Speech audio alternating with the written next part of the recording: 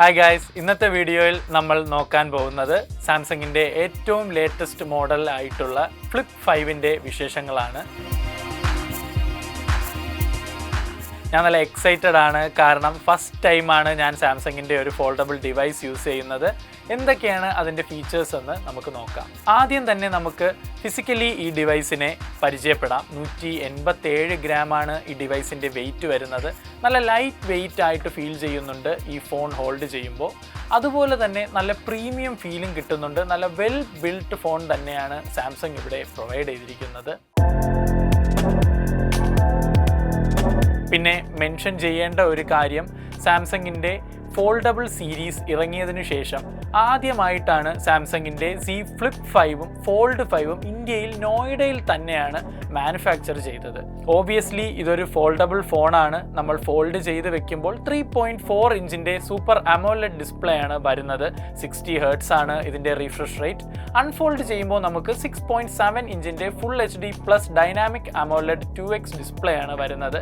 Refresh rate നോക്കുവാണെങ്കിൽ 127 hertz ആണ് ഇവിടെ സാംസങ് പ്രൊവൈഡ് ചെയ്തിരിക്കുന്നത്. 12 മെഗാ പിക്സലിൻ്റെ പ്രൈമറി സെൻസർ വിത്ത് ഒപ്റ്റിക്കൽ ഇമേജ് സ്റ്റെബിലൈസേഷൻ, അതുപോലെ തന്നെ 12 മെഗാ പിക്സലിൻ്റെ അൾട്രാ വൈഡ് സെൻസറും സാംസങ് ഇവിടെ പ്രൊവൈഡ് ചെയ്തിട്ടുണ്ട്.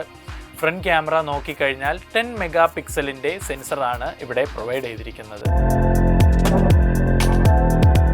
ഇനി നമുക്ക് ഇതിൻ്റെ പ്രൊസസ്സറിലേക്ക് വരാം. സ്നാപ്ഡ്രാഗൺ 8 Gen 2 ആണ് ഇതിൽ പ്രൊവൈഡ് ചെയ്തിരിക്കുന്നത്.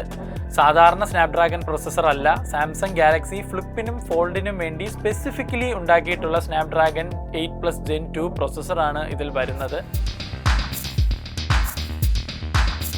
സ്റ്റോറേജ് നോക്കുമ്പോൾ 8GB 256 വേരിയൻറ്റും 512GB വേരിയൻറ്റും അവൈലബിൾ ആണ്. ബാറ്ററി നമ്മുടെ Z Flip 4ൻ്റെ same 3700 mAh super fast charging enable ആയിട്ടുള്ള ബാറ്ററിയാണ് യൂസ് ചെയ്തിട്ടുള്ളത്. ഇനി സ്പീക്കേഴ്സിനെ പറ്റി പറയുമ്പോൾ സ്റ്റീരിയോ സ്പീക്കേഴ്സ് സപ്പോർട്ട് ചെയ്യുന്നുണ്ട്. അതിനകത്ത് ഡോൾബി അറ്റ്മോസും സപ്പോർട്ട് ചെയ്യുന്നുണ്ട്.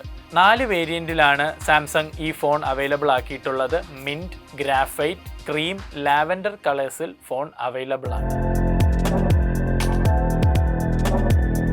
അൺഫോൾഡ് ചെയ്തിട്ട് റൈറ്റ് സൈഡിൽ ഫിംഗർ പ്രിൻ്റ് എനേബിൾഡ് ആയിട്ടുള്ള പവർ ബട്ടൺ കാണാൻ പറ്റും.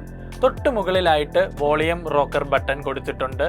ബോട്ടം സൈഡ് നോക്കിക്കഴിഞ്ഞാൽ type C, speaker vents and microphone ports available ആണ്. പിന്നെ ഈ ഫോണിൻ്റെ മെയിൻ ഹൈലൈറ്റ് എന്ന് പറയുന്നത് ഇത് അടയ്ക്കാനും തുറയ്ക്കാനും പറ്റുന്ന ഫീച്ചറാണല്ലോ. അതിനായിട്ട് സാംസങ് കുറച്ചുകൂടെ ഡ്യൂറബിൾ ആയിട്ടുള്ള ഹിഞ്ചസ് ആണ് കൊടുത്തിരിക്കുന്നത്.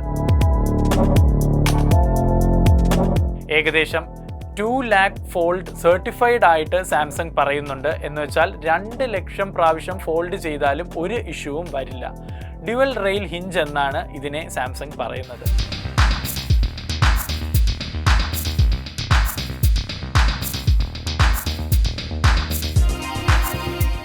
IPX8 വാട്ടർ റെസിസ്റ്റൻ്റ് ആണ്. അതുപോലെ തന്നെ കോണിംഗ് ഗൊറില്ല ഗ്ലാസ് 2ൻ്റെ പ്രൊട്ടക്ഷനും വരുന്നുണ്ട്. പിന്നെ എടുത്തു പറയേണ്ട ഒരു കാര്യം, ഈ ഫോണിൻ്റെ ബിൽട്ടാണ്. ആർമർ അലുമിനിയം ബിൽട്ട് എന്നാണ് ഇതിനെ പറയുന്നത്. പ്രീവിയസ് വേർഷനെ വെച്ച് കമ്പയർ ചെയ്യുമ്പോൾ കുറേ കൂടെ ലൈറ്റർ ആൻഡ് തിന്നറാണ്. അതുമാത്രമല്ല കുറച്ചുകൂടെ സോളിഡ് ആയിട്ടുള്ള ഡിവൈസായിട്ട് ഫീൽ ചെയ്യുന്നുണ്ട്. ഫോൾഡ് ചെയ്ത് വെച്ച് കഴിയുമ്പോൾ നമുക്ക് കുറച്ച് വിഡ്ജറ്റ്സ് ആക്സസബിൾ ആണ്. കലണ്ടർ, വെതർ, പിന്നെ നമുക്ക് കോൾ ആൻഡ് കോണ്ടാക്ട്സ് ഒക്കെ ചെക്ക് ചെയ്യാൻ പറ്റും.